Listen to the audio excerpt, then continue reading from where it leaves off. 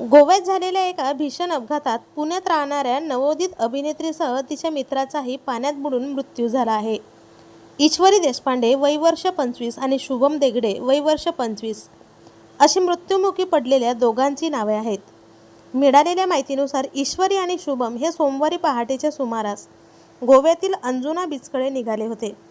पहाटे 5 वाजताच्या सुमारास अरुंद रस्त्यावरून जात असतानाच त्यांची कार एका मोठ्या झाडाला धडकली आणि जवळच असणाऱ्या खाडीत जाऊन कोसळली। बुडत असताना या दोघांनीही आम्हाला वाचवा असा धावा केला, परंतु पहाटेची वेळ असल्याने आणि अंधार असल्यामुळे कोणीही त्यांना वाचवू शकले नाही।